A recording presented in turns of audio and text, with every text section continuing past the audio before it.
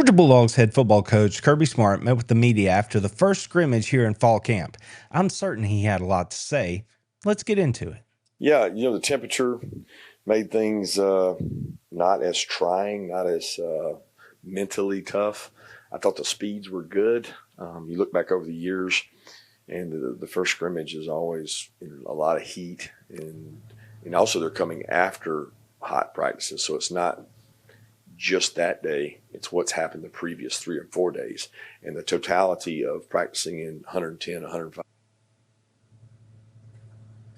scrimmage, and that was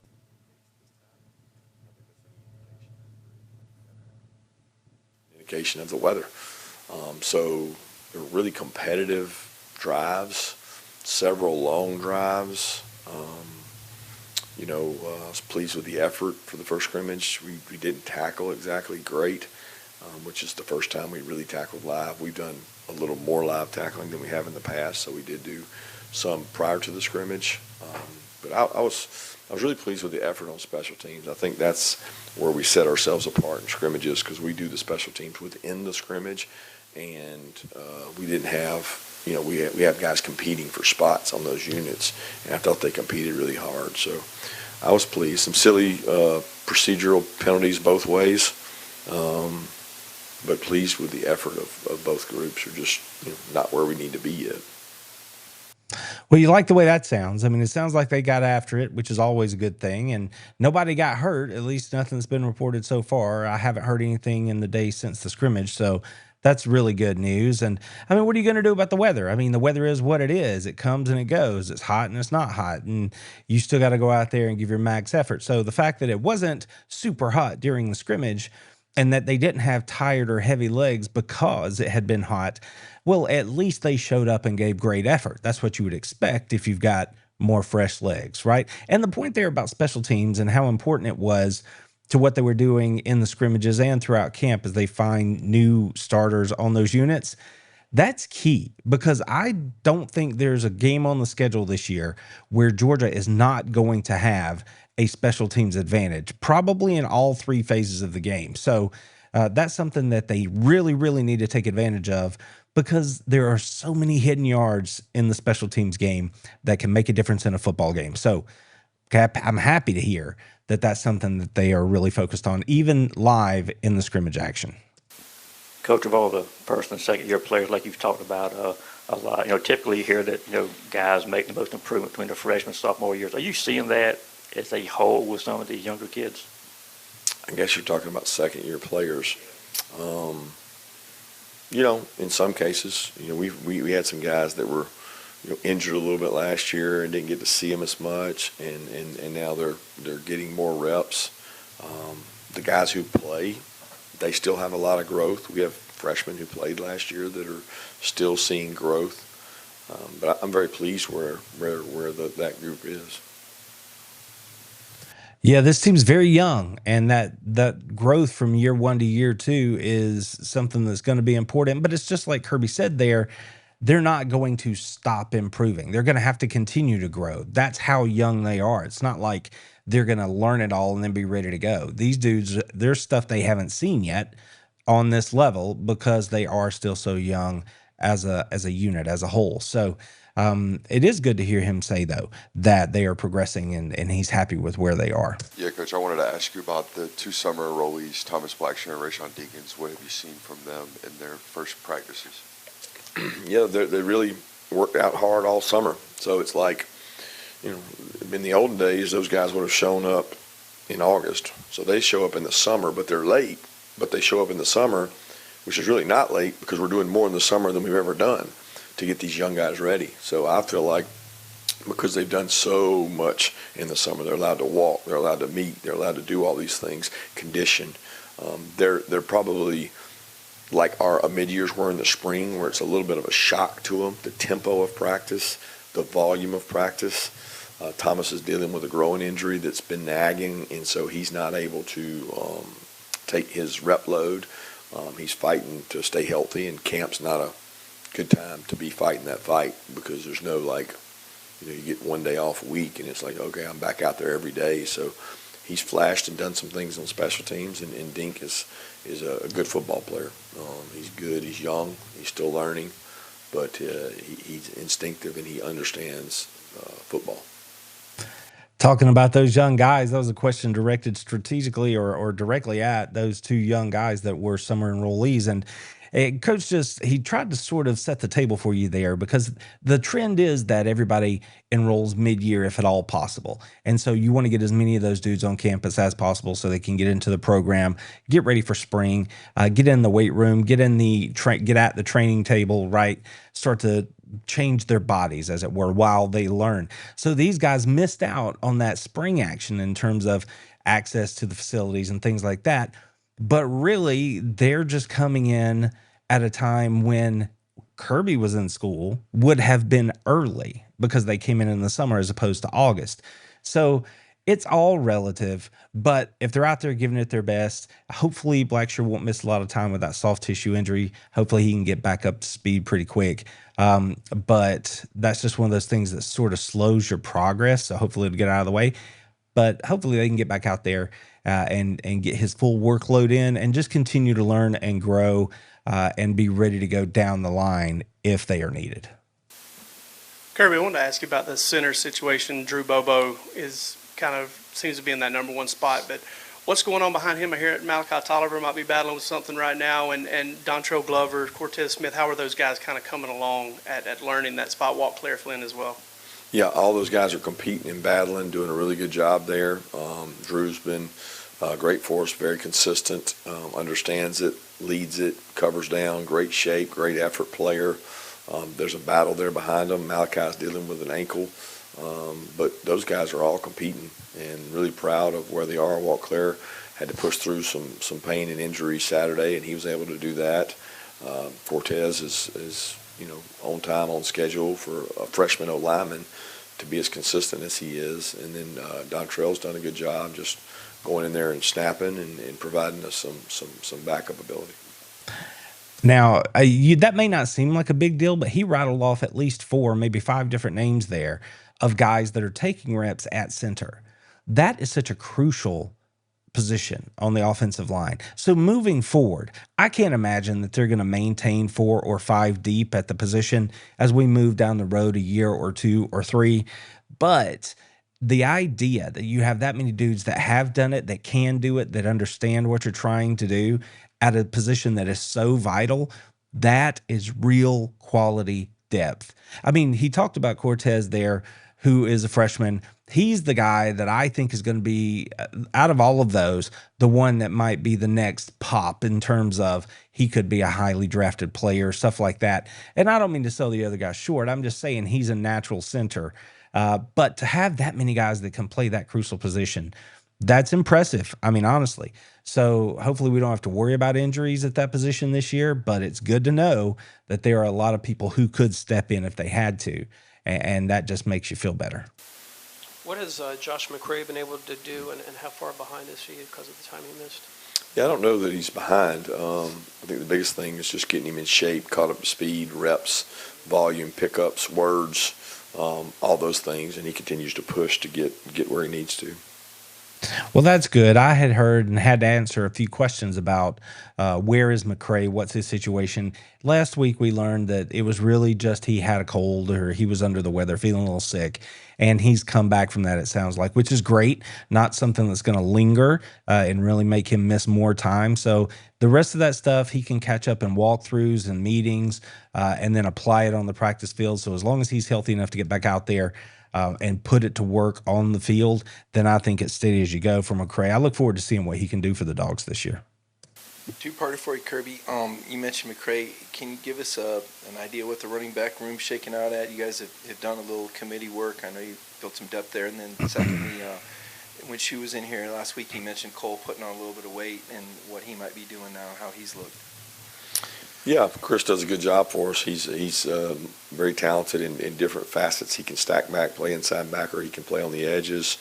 He can walk out in space and play apex. He's long, he's rangy, but the number one thing is he's a high-effort player. He's a high IQ player. So we need him to be a good inside backer. We need him to be a good third down factor. We need him to be a guy that can line up and play on tight ends because of his length, and he's given us that ability. At running back, pleased with where those guys are. We had scrimmages where we got to tackle live. All those guys continue to compete. The biggest thing is staying healthy so we can develop depth at that position. Yeah. Well, he wasn't going to put anybody out there in front as far as the running back room is concerned, but everything he said is true. I mean, given the last couple of years, Georgia's had issues with depth at running back. So the more healthy bodies they have back there that are ready to play winning football for Georgia, the better. I'm really excited to hear what he said about Chris Cole, though, and it speaks directly to versatility. And that is the kind of thing that makes the type of athlete that Kirby Smart and his staff recruits to Georgia, those 4- and 5-star dudes, those blue chippers. That is what separates them, both as a program, Georgia, and those players as individuals. When you have a guy who can line up, just like Kirby said, at stack, at edge, can help you on 3rd down, but also step back there and be a 1st and 2nd down middle linebacker, or you can put him out in space to cover a tight end or a back or something like that. It just makes it so difficult for the offense to know exactly what you're going to do in any given play, but it gives Georgia so many advantages because of the way they can puzzle together their best players schematically to get the most out of them given their opponent for that week. So that is very exciting when we're talking about Chris Cole and that linebacker room, which, by the way, if you've watched me before, you know I am over the moon about this linebacker room. I think it's the best in the country. And it is so good to hear Coach talk about how they are using them to get the most athletes on the field that can help Georgia the most in any given situation on any week. That's super cool.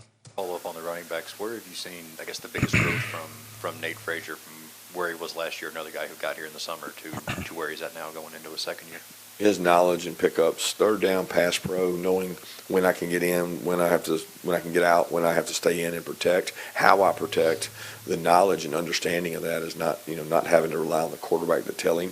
I think that's big. His confidence in his run and his ability to give effort and conditioning level is much better than he was as a freshman. See, now that's cool. And a little, full disclosure, I saw Nate do an interview on another channel the other day where he was talking about last year coming in and when he knew he was ready to go and the kind of confidence that it takes to play in the SEC, figuring out what he did in high school versus what he had to do in the SEC, what translated and what didn't. And he spoke about his why and what it is he's doing to push himself when it's super hot, super hard during camp here in Georgia, why he's pushing through. And Kirby just spoke to the fact that he's been a leader, he's doing a good job, and he's grown. And the fact that he has improved in his pass blocking, pass protection, and knowing when to do what, that shouldn't come as a surprise to any of us because that's something that backs usually have the hardest time picking up in general. And to understand that he's on track and just getting better here in year 2 makes perfect sense. I'm still happy to hear Coach say it, though. Coach, I'd like to ask you about a couple players. Can you tell me what you saw in Juan GASTON and Elo Madozi?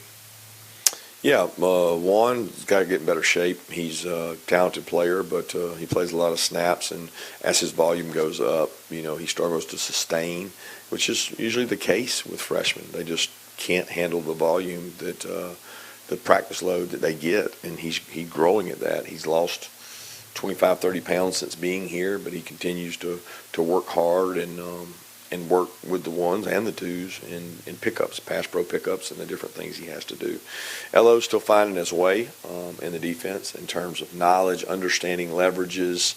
He's playing a little bit different role than he played at his place, so he's adjusting to that.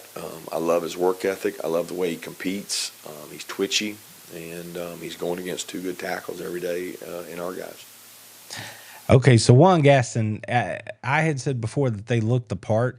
When I was on the practice field seeing these guys run around, it's not like anybody stood out as being out of shape. You could tell that they're large humans, but it's good to hear Kirby say he's already changed his body some, and that, again, reflects what I said I saw. And it's cool to just sort of level set for us that he is a freshman, and you come in overweight, I say overweight, bigger than they want you to play at, and you have to transform your body to get ready to play and sustain, like he said, because it comes down to, can you do it late in games? Can you do it with a high play count, right? So Juan GASTON, as talented as he is, that's something that he has to get in order and learn to push through, and that requires some of that mental toughness that Kirby was talking about earlier in past times with the media. And Elo, it's cool to hear him again, sort of level set. We all get very excited about the potential of what Ello brings to the team, his ability off the edge. You heard Kirby mention it there with the twitch, right? That pass rush ability he brings, but also the way he's having to learn to do things a little bit differently than he did it before, because Georgia plays such a team defense where you have to do your job and trust that the guy next to you is doing his job. So you can't just go be a playmaker. You have to fit inside the concept of the larger defense. So it's cool that Kirby sort of put a little, perspective on that for us, so we don't get too far over our skis and expecting something from Ello. But he is working hard, and that's why you're at Georgia. Georgia's only taking those guys who display that fire, passion, energy, effort, and that's what Ello's bringing. So that's not a surprise, I guess, to hear Kirby say that. Kirby, how did you feel like the offensive line performed in that scrimmage, and with what's left of fall camp, what do you want to see from that group? Yeah, I want to continue to see an identity of toughness, physical, setting edges in the run game, denting the defense, and it's what we have to be, and we need to have a great run game to, number one, help our quarterback, relieve third and longs, feature backs, and then utilize play action. So those guys are working really hard. I've been pleased with the group. They continue to work hard and do what we need to do. We'll be where we need to be. We need them to dent the defense, reset that line of scrimmage, right? Create some space. I'm happy that he's saying he's happy with where they are. And once again, we hear this from the podium. We hear from everybody in the building at Georgia. We must run the ball better. That's all they want to talk about. And it doesn't matter who you talk to, players, coaches, or if you flip it around to the defensive side, we have to stop the run. It is absolutely a priority for Georgia in this camp. And it's something that you don't really hear coaches come out and put on a tee like that and broadcast so loudly for so long, because the minute Georgia goes out there and doesn't run the ball well or doesn't stop the run game well, now everybody has a big target to shoot at with their criticism. So the fact that Kirby is putting it on the table, so to speak, and just staying after it and making sure we all hear it of what a priority it is, then he has to at least be confident on some level that they are going to be better this year than they were last year, both running the ball when they want to and stopping the run when they have to. Yeah, what have you seen out of Ryan Puglisi to this point in fall camp, and how would you assess how he has gone about preparing? Can't get away from the quarterback questions. Yeah, he prepares really hard. He studies, he's smart, he picks things up. He makes mistakes, which they all do, and he learns from them. He generally knows when he messed up. He was walking off the field in the scrimmage and didn't change the protection on a play that he knew he should have, and he knew it messed him up, but he knew it right away, which is different than where he was this time last year. He was still trying to figure that out. So he's made some really good throws. He's more comfortable in the pocket than he's been. I think he understands things much better, and he has a confidence about him that has helped him. So his growth is a tribute to Coach Streeter and Coach Bobo working diligently with him and him absorbing that information. Growth, that's the key word. And I've talked about it here on the channel before. They need to have a competition. Listen, Gunner is QB1. So anybody who wants to watch any of my other videos and say, why are you talking about Puglisi? Gunner is QB1, and I've been saying that for months. But the competition must continue. And along with that competition comes growth. And that's what we hear about Ryan here from Kirby today. He's still growing. He's learning. He's better off than he was. And he's making progress in that competition as Georgia's number 2 in case he is needed down the road. You mentioned special teams. Can you tell us what you saw from Zach Branch in this past scrimmage? Yeah, we didn't do much in terms of, it's not live. They just catch the kick, right? So, I don't know what you'd be asking or measuring because they're not tackling them. They're not live. So it's a hard measurement to say. He doesn't play the positions where you're getting off a block, covering, doing those things. He's just, catching the ball. So that's something that we don't do live. It's a high injury, high impact play. So we avoid that. I love how Kirby is telling the truth and not telling us anything all at the same time. And everything he said is true. They don't do it live, high impact, high risk of injury, all that's factual. But we did see video put out by the university of Zach Branch doing Zach Branch kind of things. You can see the burst. You can see the acceleration. You can see the maneuverability in small spaces. You can see all those things. Now, are they trying to drag him to the ground right now? No. Kirby just said that. But at the same time, they are live or at least heavy thud blocking as they practice the special teams. He talked about it off the top of this presser. That's what we do that's different, and we can learn some stuff there. We have guys competing for positions. So don't think for 1 second that those special teams periods during the scrimmage were not like the sort of thing that were full go. They are. But he's also telling the truth when he says we're not trying to get anybody hurt right there. So kind of playing it close to the vest there. I don't blame you, Kirby. If it were me, I wouldn't tell everybody what Zach's capable of doing either. I'd just let everybody just wonder until we see him. You mentioned Gaston. I'm curious about the competition at right guard with him and I guess Calhoun, UNE, is that how you pronounce it? How are those guys? How do you feel about what you have there? Feel good about those guys. Oh, short and sweet. I don't know. I mean, that's just the way it is. You got Calhoun, you got Gaston, you got Uni. And it's, on one hand, I'm like, come on, man, give him a little bit of something else. But Mark asked the question in such a way that he could get away with a 1-word answer, 2-word answer, right? So it is what it is. But the bottom line is, at least he didn't say, we're awful right there. He said the opposite, so that's good. Yeah, they have intelligence, they have size, they have mass, So he's they followed have up. quickness, they have more experience. But the things you want in guards are size and mass to control the pocket. Nice. Can you give us an idea how you felt Gunner played, and also maybe a little bit on REDDELL and one of those second-year players that appears to have been making a move? Well, I don't know what you would base that on. I mean, I guess y'all are looking at maybe what somebody reported to you. I really don't know, but I look at the tight ends as a whole in that room, and each one of them did some really good things in the scrimmage, and then each one of them did some really poor things in the scrimmage, and that includes REDDELL, and that includes Oscar, and that includes Lawson, and that includes Elias, and that includes Colton, and that includes who's the last one there, Ethan. So they all had some positives and some negatives when it comes to that. So I'm hoping they continue to get better and have more positives than negatives, and I hope that they contribute on special teams, because we need those guys to be able to help us in special teams. At the end of the day, you get judged at tight end not on a play action pass where you're wide open. You didn't do anything. Like, what did you do? You get judged on, can you break tackles? And I don't know that we had any tight ends break any tackles. Like, I don't know that we had any. There's not probably one tight end that broke a tackle. So when you break tackles, it's something that, it's what great players do. And, good players just catch the ball and go down when they hit you. All right, Kirby. Kirby's feeling a little frisky today. It's one of those things where he's like, yeah, they all did something good and they all did something that sucks. And how would you know anything anyway?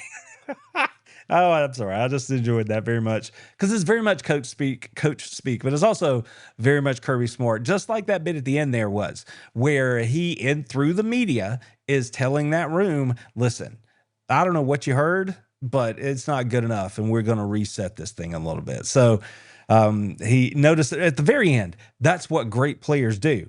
At Georgia, who are we talking about when we say great players and we're referring to the tight end position? I think you know. And so he's letting them know right now, that's not where you are. That's where I need you to be. So y'all got to do a little bit better. Yeah, what have you seen out of Ryan Montgomery so far in his first fall camp and in his first taste of a scrimmage over the weekend? Yeah, mentally he gets it. He's very into the mental side of it. He throws a very catchable ball, very accurate passer. A little, overwhelmed at times and probably thinking too much in terms of we give the quarterback a lot, and we give a freshman quarterback a lot because it's a lot greater than what they're used to. But he's handled that volume well, and he does a good job processing information and taking coaching to the field, which is a good sign for a quarterback. I'll tell you what's a good sign for Georgia is that not only do you have Gunnar Stockton, you have Ryan Puglisi, but you've got Montgomery, who is a kid that everybody across the country wanted. And yes, he's coming off of an ACL injury, but he just told you all the reasons that he's a good player. Throws a good ball, very intelligent. He's understanding. He wants to understand quicker and learn as much as he possibly can. You have to feel good about the quarterback depth at the University of Georgia right now. There's no way I want to see Ryan Montgomery play this year. So let's be clear about that. But at the same time, because that means people have gotten hurt, right? And we don't want that. But at the same time, the future is bright as these guys continue to grow, improve, and mature.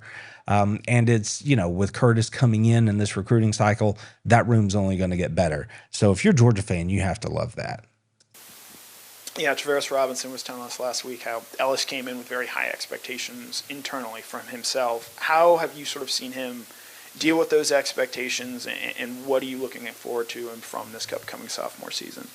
Just to be the best version of himself. I don't know a freshman that we sign anymore that doesn't come in with high expectations of themselves, and I want that. Like, if they don't have high expectations of themselves, then we probably got the wrong guy, because honestly, they have to be ready to play because of the volume of players we have. We got 50% of our team is year 1 and 2. So if you don't come in on year 1 thinking you're going to play, then, you're probably at the wrong place. Doesn't mean they're all going to play, but he's improved. He's worked really hard. He competes in practice. He can play physical.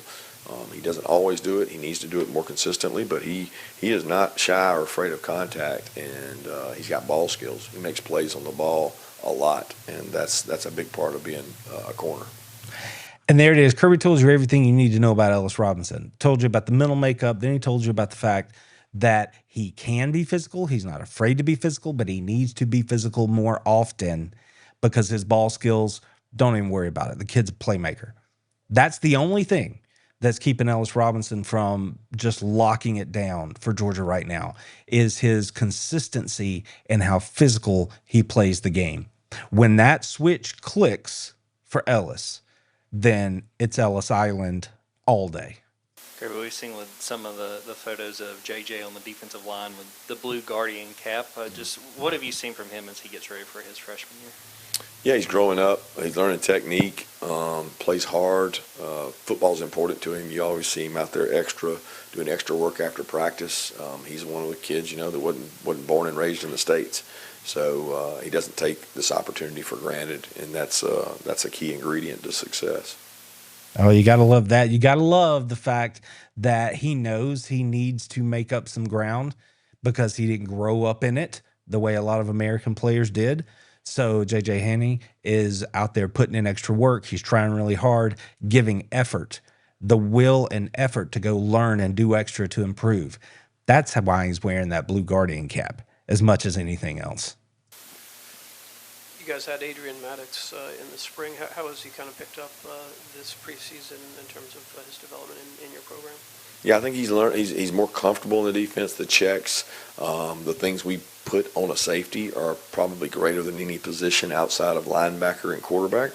And so he's more comfortable in practice, whatever, he had 15 and then, 10 or 11. So he's around 25, 26. He's much more comfortable than he was in the spring. He has some really good redeeming qualities. He's passionate. He's instinctive. He runs to the ball hard. He plays hard. He has a knack for getting balls out. But he's got to play within the defense and understand leverages and what we call not playing rat trap. He's got to consistently do that to play winning football. But I'm very excited about what the future holds for him. I'm excited about MADDOX too. Think back a few weeks. MADDOX was one of those dudes that I mentioned as somebody who nobody really knows about him, but I think they could be one of the most impactful players for Georgia this year. And the thing about him is he's naturally gifted around the ball. He's always around the ball, and he seems to be a playmaker when he has the opportunity. I'm happy to hear Coach tell us how hard he does all the other things you have to do on the field. Run to the ball, good things happen for you, right? That he's learning the defense and getting more comfortable, because that just means that he can play faster. And then if he is always around the ball, and he does have a tradition, a history of being a playmaker when the ball is around him, now he's not thinking about what to do because he can he already knows he can just let his athletic ability take over and make those plays, force those fumbles, get that football back for the University of Georgia this fall. Kirby, who are your leaders in the wide receiver room, and what did you see from your wide receivers in this past scrimmage? London is one of our leaders. He sets the tone each and every day for work. Branch does a great job. He's a passionate guy. He gives you great energy every day. He goes out and works hard. Dylan, been around here longer than anybody in terms of work ethic and doing things the right way. I mean, you can't really look at that group and say, oh, there's just one leader. They lead by committee. There's a lot of them in there that work hard and do what you're asked. And even the young guys they got great examples to follow in those older guys. So in the scrimmage, some good, some bad, right? We had a couple explosive plays. We had a couple plays I thought the receivers should have made, but I was very pleased with their effort. Well, that's interesting. Depth that, we talked about during the offseason here, leading up to camp, all these new bodies. So Kirby pointed that out. There's a lot of people in there. And the fact that Dylan is a leader in that group, that Branch is a leader in that group, even as a transfer portal guy, that London Humphreys is a leader in that group after having just getting on campus last year. That's really positive. That's good to hear. We didn't hear, and what's a name that wasn't mentioned that has been mentioned is Colby Young. He has been a leader in that group. So that group seems to be leveling up. And you know what they say, rising tide lifts all boats, right? So maybe that's what we see going on in the wide receiver room there a little bit. Coach, what are some of the positives that you saw from the team today, or some things that you think that the team should improve on going forward? Today being? From today's practice, sorry. Yeah, we practiced this afternoon, so I'm hoping that we get to see them improve on tackling, being more physical. We're going to work on some situational things. Excited to see them work, honestly, because we're kind of midweek right now before scrimmage too. We're getting near the end of our installs, so we should be nearing the volume of football we have to put in, and then we start working on us. Well, there you have it. I mean, he just says we got to keep getting better. And a couple of different times over the course of that session there, he talked about how Georgia needs to improve their tackling. And we heard Schumann say last week, if Georgia wants to be better on defense, we have to tackle better. So that was a good way to finish that for Kirby, because essentially he ended on the note of we need to go to work and we have to keep working so we can get ready, improve to be where we need to be when we kick this thing off against Marshall here in a few days. Hey, you've hung around this long. Stick around and watch one of these other videos over here. I bet you're going to like them. Go Dogs! Told them, how about them fucking dogs? That's what I told them.